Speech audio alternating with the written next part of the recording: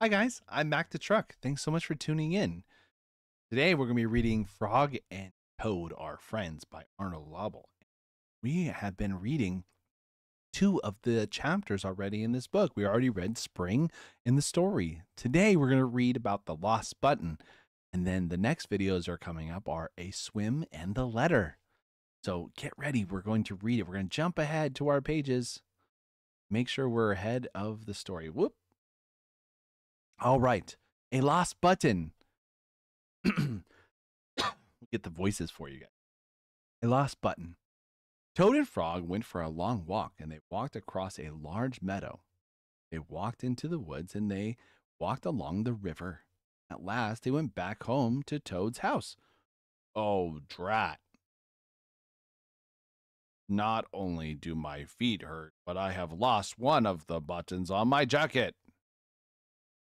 Don't worry, said Frog.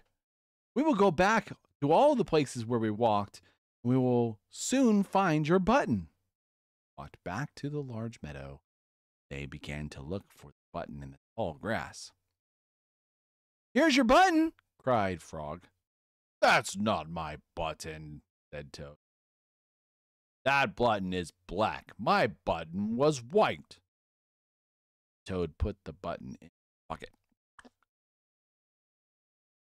A sparrow flew down. Excuse me, said the sparrow. Did you lose a button? I found one. That is not my button, said Toad. That button has 2 holes. My button has 4 holes. Toad put the button in with 2 holes in his pocket. And then they went back into the woods, looked on the dark paths. Here's your button, said Frog. That is not my button, cried Toad. That button is too small. My button was big. Toad put the small button in his pocket.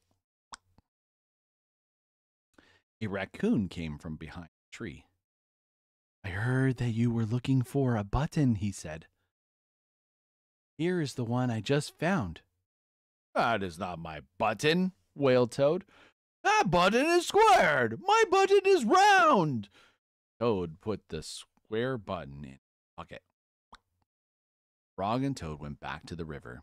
He looked for the button in the mud. Here's your button, said Frog.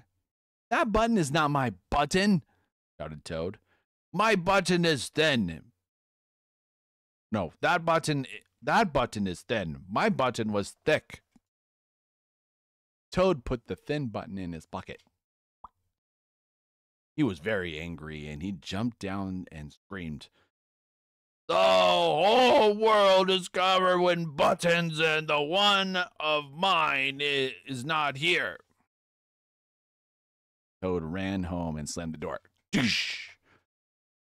There on the floor, he saw his white, 4-holed, big, round, thick button. Oh, said Toad. It was here the whole time. What a lot of trouble I have made for Frog. Toad took all of the buttons out of his pocket. His sewing box down from the shelf. Toad sewed on the buttons all over his jacket. And the next day, Toad gave his jacket to Frog.